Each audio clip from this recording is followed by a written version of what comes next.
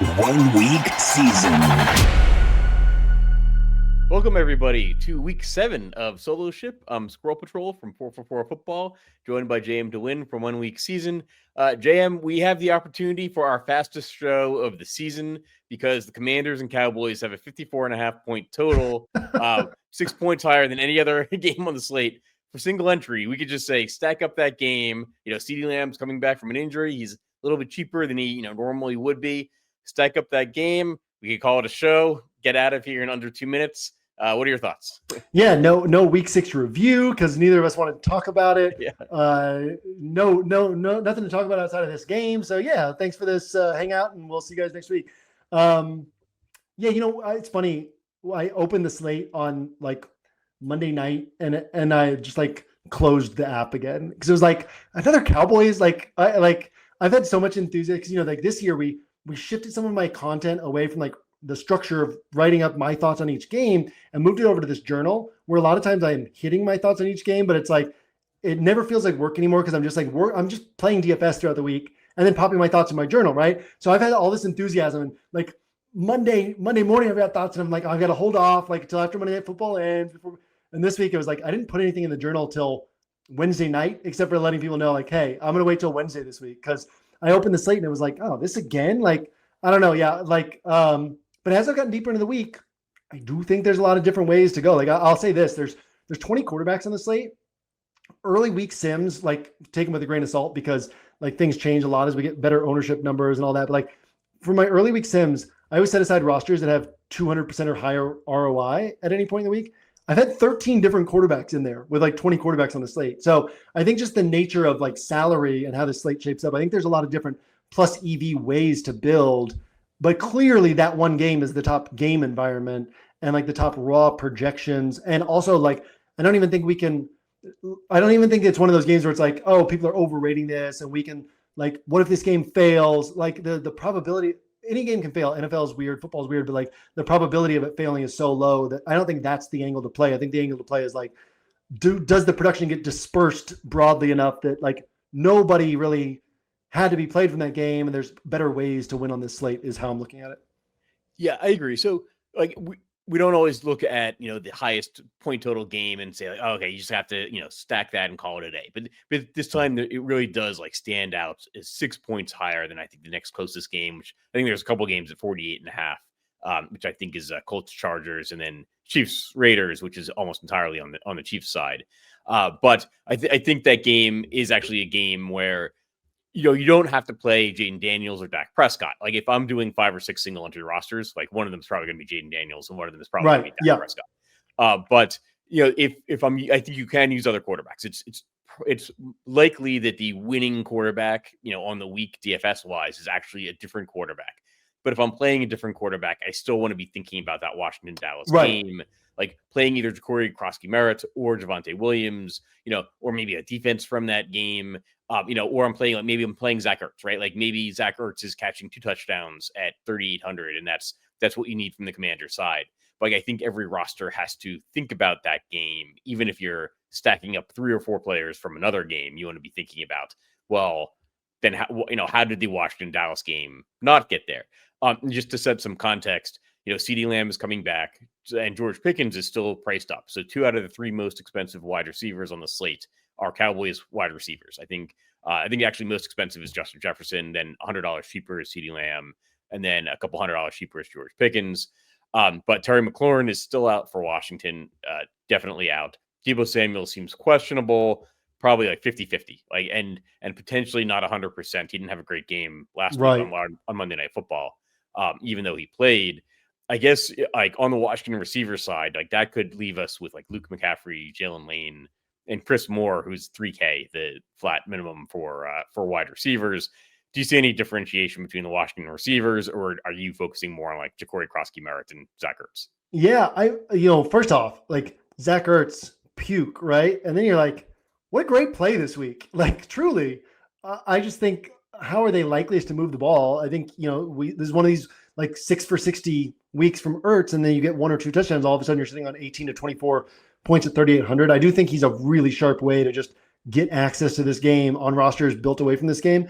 The Deebo one's interesting because to me, you've got a Commanders team that I think they're 3-2, right? Like they're 3-2, and they went to the NFC Championship game last year. Like they don't want to lose this game to Dallas, and Dallas is like a hugely competitive team. This is a tough team to beat.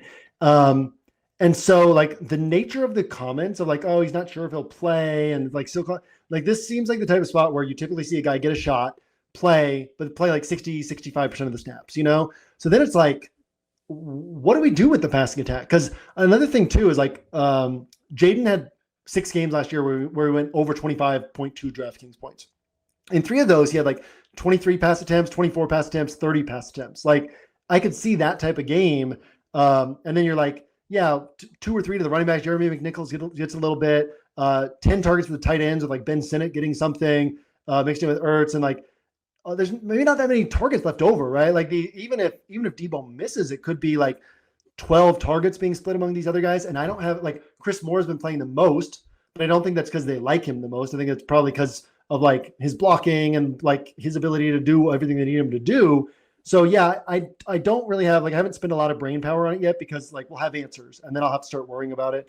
But I do think if Debo plays, I do wonder, like, do I go to Debo? And if I'm not going to Debo, I don't know that I'm necessarily going to one of these other guys, because I could see the Commander just saying like, okay, like that's not how we're winning. We're winning through Ja'Cory Cross-Kamara, through Jaden Daniels running, and through the tight ends. And so, yeah, I don't know that I'm like just launching into these other Commanders pass catchers. You have any thoughts on these guys?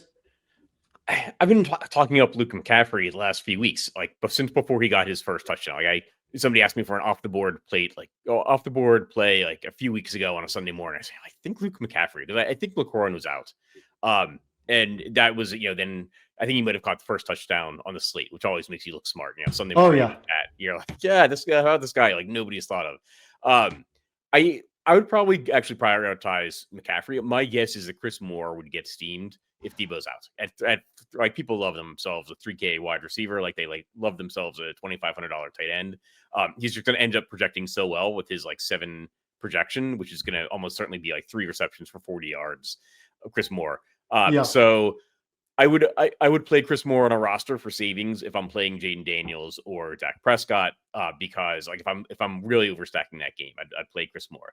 I think Luke McCaffrey, again, basically only makes sense on a Jaden Daniels roster. I guess like if I'm playing Jaden Daniels, I'd maybe prioritize like Luke McCaffrey, then Chris Moore. I'd almost certainly have Zach Ertz on there. I think Jalen Lane is interesting. He was I think a 4th round draft pick, like from local school, from Virginia Tech. So he's primarily been a returner, but I think he's caught a couple long passes, and I think he's also drawn a couple of long like defensive pass interference. I'll say that the Commanders 3-3, not 3-2. Okay, there you go. Lost to Chicago on Monday night was particularly painful for Commanders fans, because the Commanders could have moved to 4-2 with Philadelphia already losing on the week if they had just beaten the Bears.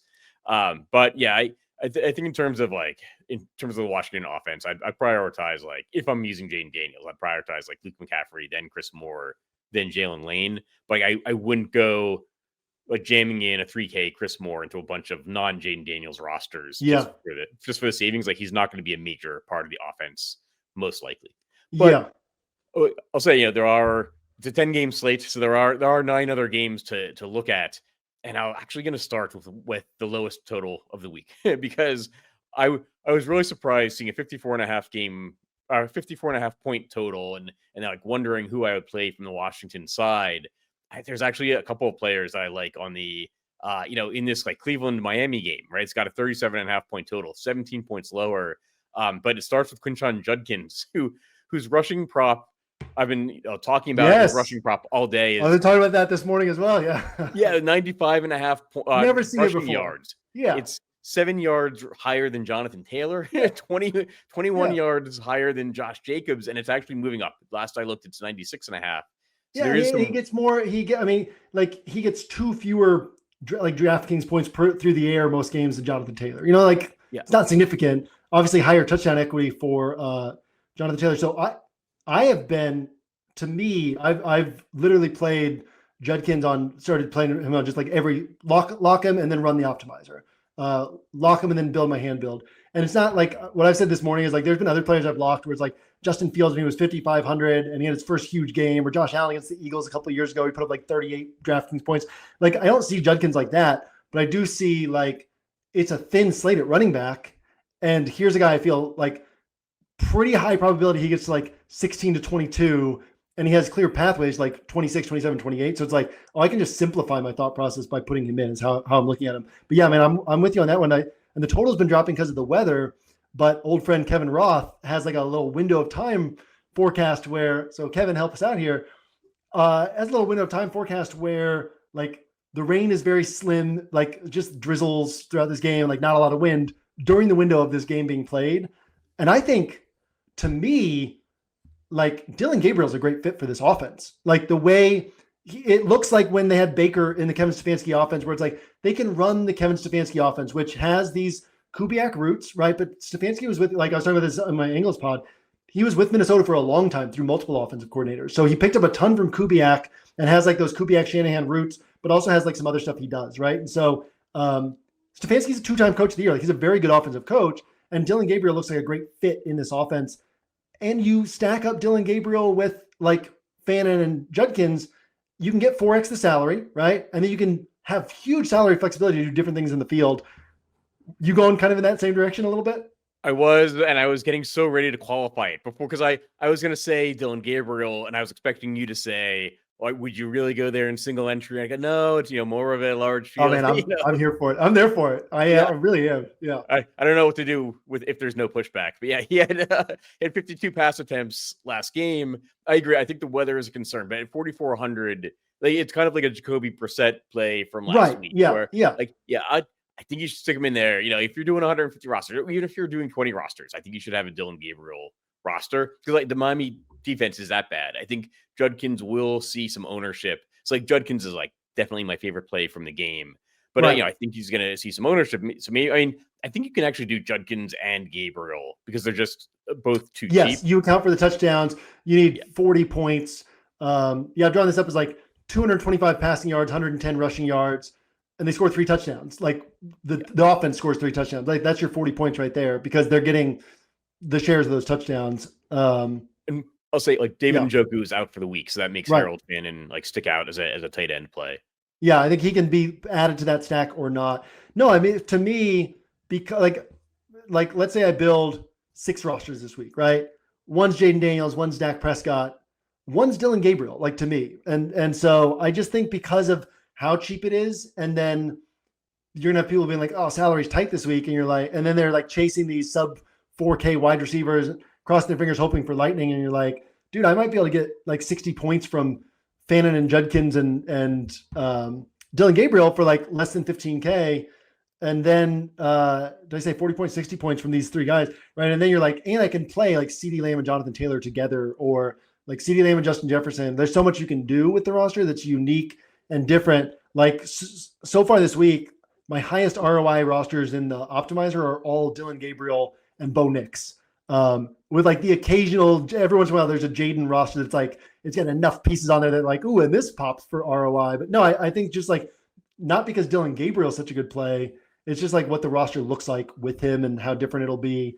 I think it's really sharp. And to me, like when I watched that first Dillon Gabriel game, I was like, oh, this is the Browns offense. Like this is the Kevin Stefanski offense. And we haven't seen that for a while. And it's a good offense. Like it's a really well-schemed offense, and they can move the ball. They can march the field. They can score touchdowns against Miami. So if the weather cooperates, like I love this play this week. I didn't expect to walk into the show and have you be a bigger Dillon Gabriel. I'm like, oh, like 1 out of 6 rosters with Dillon Gabriel would be. There was more to talk about here. It was not just that one game. Any thoughts on Devin Achane on the other side, or just like you're not going to play against the Cleveland defense? Yeah, I think it's viable. I haven't built any of them. I think I like Waddle more because of all the man coverage that Cleveland runs, and like, they're going to have to throw to Waddle. But no, I think Achane's always in the mix. Like I had him last week because I had those Herbert stacks. And so it was like kind of mixing and matching Miami pieces. I mixed in an Achane on one of those Herbert stacks. But no, I don't think that was pretty live, Lad plus Achane, but didn't quite work out. Yeah, I'm not going to Achane here, but because of how good the Cleveland run defense is, I'd prefer Waddle because of the man coverage and think that he has a better shot at hitting. But I'm also fine playing it like I'm not playing Gabriel saying this is a shootout. I'm playing it saying he's so cheap for the production I think we can get here. And so I don't need a bring back on it. Now that with our 10 viewers, we've doubled the ownership of Dillon Gabriel from from 5 to 10. We should touch on another big story this week.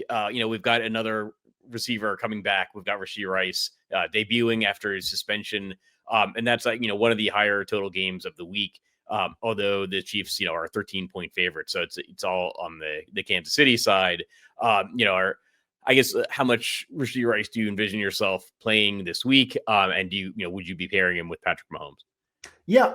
So if I pair him with Patrick Mahomes, I want to, like last night I built a Mahomes, Richie Rice, Jonathan Taylor practice build. Like I want to do something really different like that where other people won't have that other piece because it's so expensive. Because it's going to be such a straightforward, popular pairing this week. So I kind of look at Richie Rice as like a few things. One, I think that Kansas City's good. Like I've been saying it since after, I don't know, week 2, where people were like, Kansas City looks awful. And I was like, have you watched the games? Because they actually look pretty good. They just look like they don't have any pieces on offense. And where they came back, they looked really good.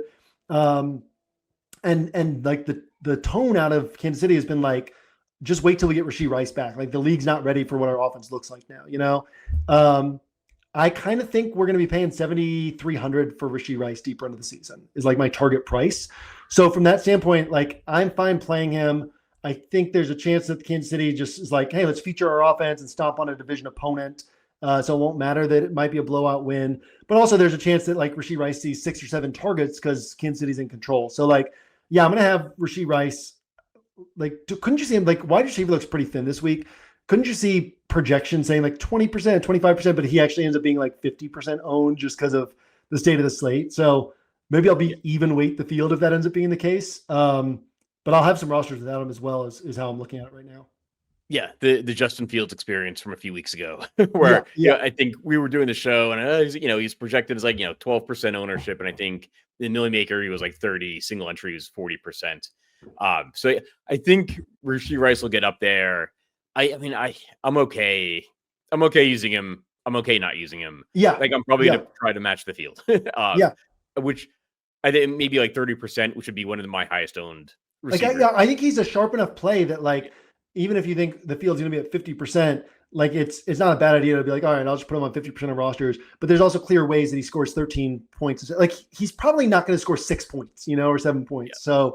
So you're banking on like, hey, he's 15 points, 5.6K. How many other 5.6K wideouts, sub 6K wideouts this week are we like, yeah, you probably get at least 13 points. Like not many, and he can put up 22, 25. So I don't think he's actually going to end up being like a separator on the slate, but I do think he's a perfectly sharp way to build. And I think like if you're building enough rosters, you should account for if you're like watching this, you literally build one roster, then like you got to make a decision. But if you like, you typically build 5 to 6 for single entry 3 max this year. I've been building like 18 to 20 for single entry 3 max. Like, yeah, you just get him on some of those because he's a very sharp play. Yeah. I just like priced around him or beneath him, like AJ Brown, Stephon Diggs, who's now questionable, like Michael Pittman, $500 cheaper. Keenan Allen, Wan'Dale Robinson. Like I could see AJ Brown outscoring Richie Rice. I don't necessarily think it's like likely. I'd probably rather have more Richie Rice than AJ Brown, but you could certainly see like AJ Brown like doubling Richie Rice's score. I could see Michael Pittman outscoring him. But so it's not like he's like a total misprice. You have to play him. Right. You're leaving given context, so much projection on the table. But I think he's a very good play, and I think you can use him as a one-off because like it's just that he's too cheap. Like he said, he should be about 7,300. He probably will be 7,300 at some point. So I don't necessarily like if I'm not using Richie Rice, I don't know if I necessarily have to use like Xavier Worthy or Travis Kelce. Right. Those are like interesting leverage, plays. Agreed. Yeah, like Richie Rice is really good for 5,600. Yeah, I mean, I think AJ Brown's the only other guy in this price range that's like, we'll probably see him over 7K deeper into the season. I think if the Chargers' offensive line were healthy and they could drive the ball downfield through the air a little bit more, like there's a case to be made for Quentin Johnson getting up to like 67, 66, 6,700. But the rest of these guys are kind of priced around where they're going to be priced. Maybe Diggs gets up a little bit higher in the mid 6Ks deeper into the season. But yeah, like Richie Rice is the clearest misprice here. The matchup's soft, but also like blowout win potentially, like there might not be the volume that you need for him. So yeah, I'm with you based on everything that you said there. Hey, here's somebody who I keep coming across in my thoughts in the 5K price range. Jordan Addison. You thought about him at all this week? Because it's like, competitive game. They've only had two wideouts that they throw to. Quinyon Mitchell, like all the Eagles' attention is going to be on how do we take out Justin Jefferson. Like I could see Jordan Addison being one of these guys who pops down here for like a 25-pointer. Could be, yeah. I mean, I think he's going to see minimal ownership. So yeah, exactly. Carson Wentz actually just announced 22 minutes ago as we're kind of starting the show. Carson Wentz is going to start. I guess like other like injury news. Actually, looks like Brock Bowers and Jacoby Myers both practicing on Friday. Hey. So a bit of a surprise. Takes out some Michael Mayer possibilities potentially. But yeah, I was actually thinking that Justin Jefferson is going to be so low owned that like if I was going to like a low owned Vikings receiver, I was going to go to Justin Jefferson. But you bring up the possibility like he could be the centerpiece of attention from the Philadelphia side defensively. So I don't know. Like I guess like give me a pitch on Jordan Addison. Yeah, I mean that's basically it. Like their competitive game, right? I don't know that the Eagles get on track here, but they're like this thesis has been thrown around this week of like what makes Minnesota special is like how much they trick the offense, whereas that doesn't really hurt Philadelphia because like it's not like Minnesota is better talent-wise than most teams. They just throw so much at an opponent. Philadelphia is so simple on offense. They're like, we got a few run plays, and then we throw the ball to these two guys. Like, we don't care what you're throwing at it. We're not changing the play pre-snap, so there is a case to be made that like this is actually a decent spot for Philadelphia, and then if points pile up, then Minnesota's trying to make the playoffs. They got to be attacking through the air, and so if we like JJ at 7,600, that could trickle down to Addison at 5,100. I'm with you on both these guys have a pretty low floor for the price tag we're paying, but a pretty high ceiling for the price tag we're paying. And so I've been on the Jefferson build train. It started when it looked like Quinyon Mitchell might miss because they're already like cornerback 2, perimeter cornerback 2 is like one of the weakest spots on this Philadelphia defense. So then you're like, well, what does that mean if Quinyon Mitchell's out? So I started building some Justin Jefferson, and then it's like, oh, Quinyon Mitchell's going to play, and I was still like, well, maybe Jefferson is interesting, So I've been kind of with you on that one as well, but I think Addison just sort of fits in that same thought bucket. So we'd brought up the Justin Fields experience from a few weeks ago. Actually wanted to touch on that game, the Jets and Panthers, because Breece Hall is going to see a pretty big ownership number. Projected as one of the highest owned running backs. Actually, Mason Taylor getting in there with some tight end ownership as well. And the reason is that Garrett Wilson is out. We also have on the other side we have Rico Dowdle to think about. Likely going to be the starter. The Panthers say they've decided on a starter, but they're not announcing it. But Rico Dowdle has 389 yards in the last 2 games, so like I'm assuming it's Rico Dowdle. I guess like any thoughts on that game? Are you buying into the Breece Hall ownership? And I guess like thoughts on like Rico Dowdle and even like a Justin Fields Mason Taylor pairing game stack. Yeah, I mean Dowdle's like he's done it against Dallas and Miami, like the two asterisk defenses this year. I played more Dowdle the last 2 weeks than I've played maybe anyone over a 2-week span, and I'm not going back to him this week. Jets defense actually looked good last week. It was one game, but they have talent. People were surprised at how bad they had looked. Good defensive coaches, good talent on defense. And then, I've been saying all season, like, hey, the Panthers run defense isn't good, but they're not bad anymore. And now I'm starting to be like, wait, they might actually be good,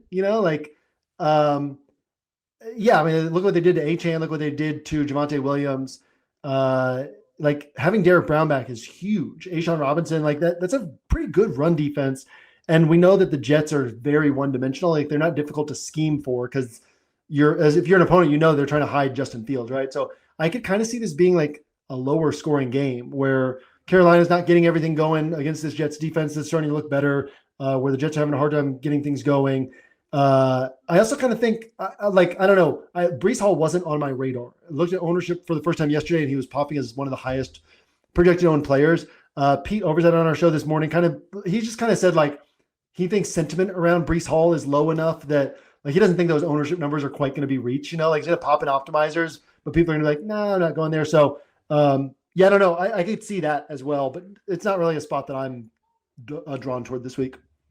I'll say so on my 12:30 show, the 4for4 podcast, that Davis Maddock was talking about trying, he kept lowering Breece Hall's projection to try to get him out of lineups, and it's difficult at that price.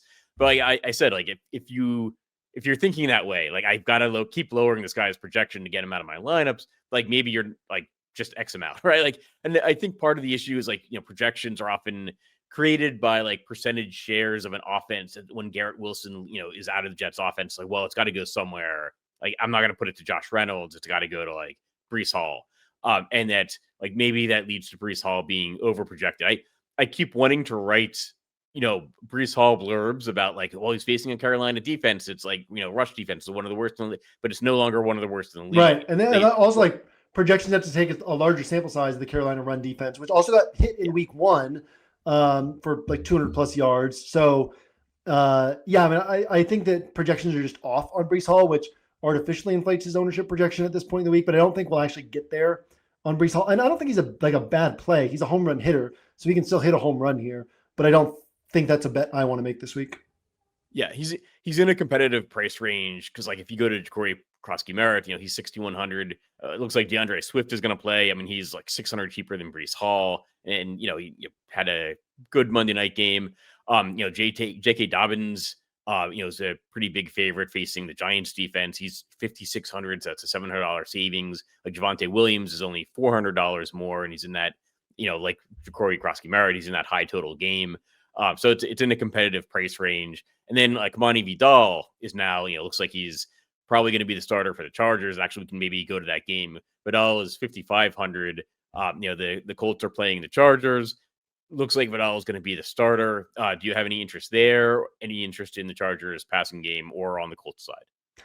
I'm not heavy on this game, honestly. Jonathan Taylor. I think I'm fine with Tyler Warren. I don't think I'm going there. So my thing here is, like, just to very quickly summarize, like, the Colts are special because they, like, march the field, like, they're not hitting big plays. The Chargers don't let teams march the field. But what I was saying on Pete's show is, like, both these defenses are designed to, like, disrupt a drive, like, they're not like the Broncos or the Texans where it's like every play is a battle to move the ball, but it's like, we're going to keep throwing different things at you. We're going to, like, change our coverage and try to trick you on this play. And we're going to throw, like, this stunt at you this play. And we're going to throw, like, an overload blitz at you this play. And, like, every play is like, if we can just get every play is like one play that can disrupt your drive, then we can stop you. And if we don't disrupt you, then we're going to tighten up in the red zone, So it's like, most time, like, good offenses can move the ball against them. Like a quarterback like Herbert, an offense like the Colts, they should be able to march the field, get to the red zone. Then it's a question, are the touchdowns scored or the field goals? But also, like, it's going to take drives. So it's harder for me to see, like, the big plays and the back and forth. And so I think it's highly likely we get both teams scoring in the 20s, but low probability, like really low probability of a shootout. So that's kind of how I'm treating this game, which just sort of keeps me off of the pieces outside of, like, Jonathan Taylor, because, like, well, if they're getting to the red zone, where are the touchdowns going? So, Vidal, I mean, he did it against Miami is kind of how I'm looking at it, behind a really bad offensive line right now that's really banged up. So I'm not necessarily going there. I don't have strong takes against it. It's just not for me this week. I'm probably a little bit higher on it than you are, but I don't think it holds, like, a candle to the Washington Dallas game. Yeah. Oh yeah. Like, yeah. Like, if I'm doing, like, 5-6 single entry rosters, like, 2 probably absolutely going to the Washington Dallas game, maybe 3. I'd maybe have 1 on this game, probably Justin Herbert. And you got to save one for Dillon Gabriel, obviously. So yeah, I was actually going to say, like, I don't think I'd use Dillon Gabriel in like single entry, but now I'm like, if I have 6 rosters, like, actually, like, I'm struggling to find quarterbacks. I'm like, well, Spencer Rattler, there's, like, an Oklahoma history there. With Caleb Williams. So yeah, I don't know, maybe Dillon Gabriel does, sneak his way onto one of the 6 at 4,400. I guess we'll go to another game, the Packers and Cardinals. So the Packers are, I think, 5.5 point or 6.5 point favorites. But it's in Arizona, so Packers get to play in a dome. Does that increase your interest in Jordan Love, or is just a Josh Jacobs or bust spot for you? Any interest from the Arizona side? We might be without Marvin Harrison. So we have a $3,500 Zay Flowers there if you want. Yeah. Zay Jones. Yeah. Zay Jones. Yeah. I've been on, like, then Zay Jones was missing practice. I think he's viable. I think that, like, the Jets are going to have to use Mason Taylor, right? He's 3,400. Harold Fannon's going to be heavily involved. He's 3,900. We already talked about Zach Ertz. Like, I do think that all of those are better plays, right, than like the 3,500 Zay Jones, Michael Wilson, whatever. But I think they're viable. I think they're very viable this week. To me, I'm not really heavy on this game. Even Josh Jacobs, because it's not like he's not Jonathan Taylor. The offense isn't built around him, right? Like Emmanuel Wilson's always coming in. He's got 18 carries, 16 carries, 19 carries. He had a huge games against Dallas and Cincinnati, and then a bunch of other games like below 15 DraftKings points. I don't think it's just a slam dunk that he smashes here. So I think he's a very fine play, but I don't know. This game as a whole just doesn't really draw my eye all that much. Like the way Green Bay plays offense, where they're like, hey, like we're content to sit on a lead and we're going to run the ball and then take the shot plays downfield, but they're not like, I don't know. I took the Bengals at plus 14.5 last week, a week after I was like betting ladders on the Lions, just smashing the Bengals, right? Because it's just different styles of play. The Lions are like precision attack, like march, splash play. Whereas I don't know, the Packers are a little bit more like, hey, let's win this game, And so, not a game I'm super excited about, I guess, is where I'm at. Yeah, I think Jordan Love is going to end up like going down the Patrick Mahomes path of previous seasons, where like you're looking back and thinking like there's not a single week where I would have like played Jordan Love and dominated my fantasy game or a DFS lineup, but he's in the MVP conversation. He's really good, but like not the best for fantasy. Just satisfied winning football games, like so annoying. fantasy production. I actually I'll touch on one more game because I think. Actually, I'm like trying to think of my 6 quarterbacks. I'm going to end up playing Caleb Williams against the Saints. Is that a good idea or a bad idea? It looks like DJ Moore is going to play. I don't know if he's going to be on that single entry roster. Probably Rhamondre and maybe Shaheed. Solo ship favorite Rashid Shaheed. Any thoughts on that game, or is that a stay away for you? No, it's not a stay away. Like last night where I was kind of like, what's my 3 quarterbacks? What's my 6 quarterbacks? Was like the first time I kind of cut him out of the pool, but it was like, that was the first time, right? It was like, and he's right on that borderline, especially where it's like, oh, I wouldn't argue against him. Like the Saints are really competitive. We've been saying that all year. Like they're one of the best 1-5 teams you can find in terms of they're not good enough to win games because they don't have the pieces. But I mean, Spencer Rattler has played himself into like a decade-long career as an NFL backup at worst, like where people are gonna be like, oh, this is like, do you want one of the best backups in football? Get this guy. It's just like a really competitive team, really competitive defense. They just make it hard on opponents. And then Caleb Williams, like, I think he has the highest inaccurate throw rate in the NFL, or is up there.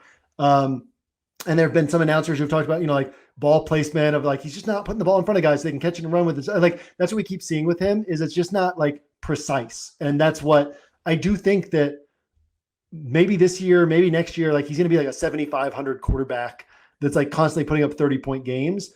I think that it's like more hit or miss right now. And so I don't mind playing the angle of like, he'll probably miss this week, but it won't surprise me if he hits, I guess is where I'm at. Like, I don't think he's quite there yet in this offense where the precision is what's always been missing for him. And I think Ben Johnson's going to get him there, but it's not there yet to where I don't think I'm going there, but I do like the play. Does that make sense? Yeah, that makes sense. Good enough for me, but not good enough for you. I think I'll probably play some Caleb Williams, but it's maybe more of a lack of other options, and maybe I should really be sitting there thinking, well, just just play another Dak Prescott or just play another Dak roster. Yeah. So we tied it back to the to the original starting point of the 54.5 We're point pros. total. I think you should be looking at everything through the lens of, does this beat over time, right? Value wise, does this beat that game? Whatever play I'm playing, does it beat the corresponding play from that game? Any closing thoughts on the week? I did want to throw out one running back I think is interesting. Like it's solo ship. If I were building 6 rosters, he wouldn't be on there. But if I'm building 20 single entry rosters, he is going to be on one. Rhamondre Stevenson, who played over 70% of the snaps last week, really good matchup against Tennessee. I think the Patriots score a lot of points here, and Vrabel's return to Tennessee. They continue to give him work. This week, Vrabel's talked about like these guys are too concerned about the fumbling, and they just need to like let it rip, basically. Again, over 70% of the snaps is huge. No Antonio Gibson, and they're not playing Travion Henderson really yet. So just a year ago, like everyone was paying $6,000 for Rhamondre because they're like, hey, he's going to get 16 to 22 points every week. So I do think that's within the range of outcomes here at 5,200, and people won't be on him on a pretty thin running back week. So a nice way to kind of just do something differently. Judkins plus Rhamondre, and then you've got all the salary for other things. So I want to throw that out there.